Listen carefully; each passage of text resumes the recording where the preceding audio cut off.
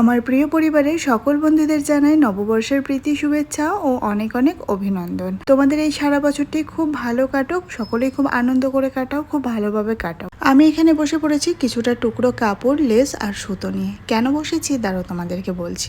আমরা তো পয়লা বৈশাখের দিনে কম বেশি সকলেই নতুন কিছু পরে থাকি, এমনকি আমার গোপসোনাকেও পড়াই। তো এই বছরটা আমি গোপসোনার জন্য মার্কেট থেকে কিছু কিনে নিয়ে আসিনি, ভাবলাম গোপসোনাকে নিজে হাতেই কিছু বানিয়ে পরাবো। আমি কিন্তু বেশিরভাগ সময়ই আমার গোপসোনাকে নিজে হাতেই ড্রেস বানিয়ে পরাই। তো আজও তেমনই আমি হাতেই বসে পড়েছি সেলাই করতে গোপসোনার জন্য। হাতে বলাটা ভুল হবে, আমাদের বাড়িতে তো মেশিন রয়েছে, বাড়ি থেকেই আমি বানিয়ে নিয়ে আসি। যেহেতু আমার ব্যাঙ্গালোরে কোনো মেশিন নেই, তাই আমি হাতেই বানিয়ে নিচ্ছি।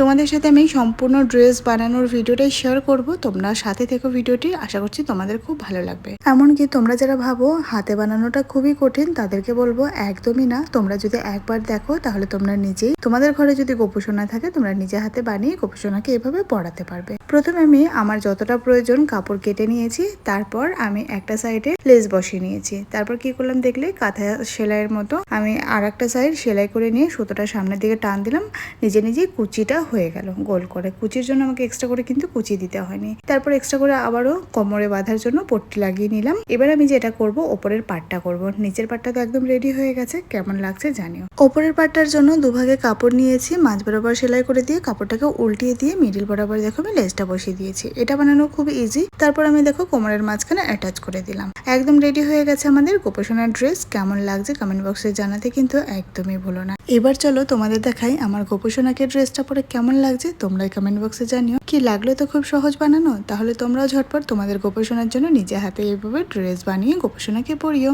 কিছুটা কাপড় আরো বেঁচে রয়েছে, সেটা দিয়ে আরো একটা জিনিস বানিয়ে তোমাদের দেখাবো। এই ভিডিওটি ভালো লাগলে একটা লাইক দিয়ে দিও, যারা ফলো করোনি তারা ফলো করে আমার সাথে থেকো।